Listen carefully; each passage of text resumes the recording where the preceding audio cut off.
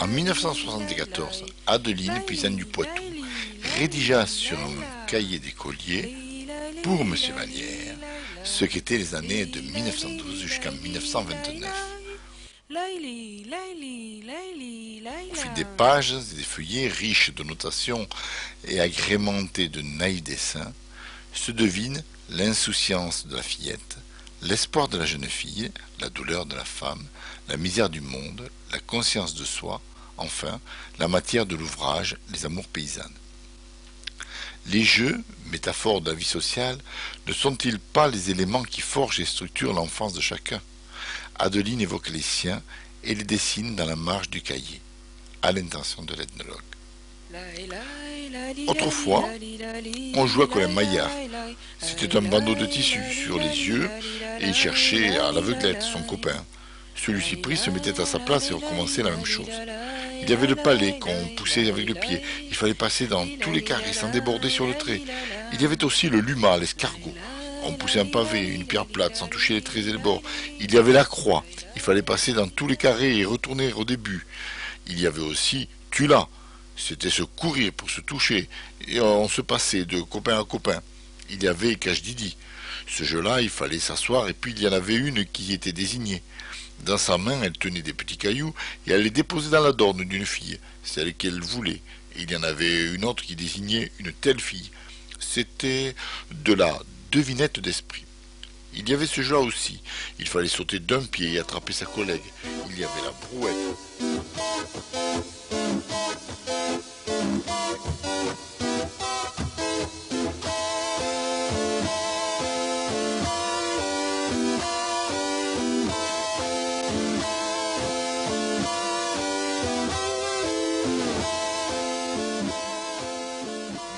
Brouette.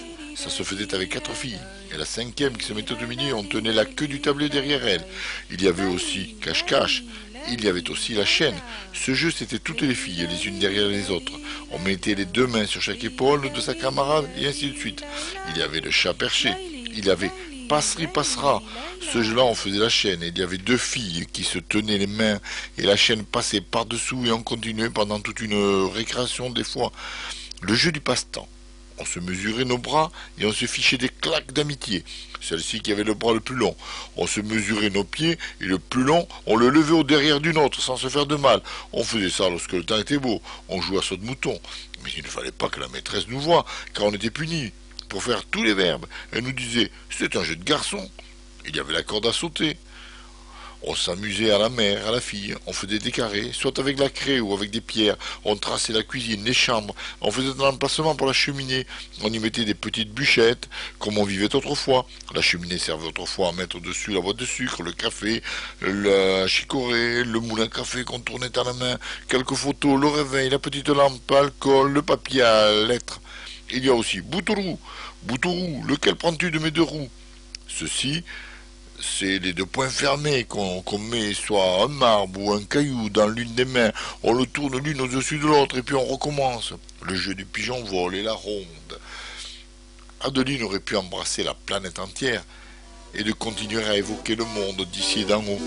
Aussi, il y avait dans notre temps des porte-malheurs, et on y croyait car il n'y a pas plus sorciers que les prêtres ou les curés, si vous voulez, car c'est très certain qu'ils ont tous les pouvoirs, même pour une maladie quelconque, ils diront ce qu'il faut faire.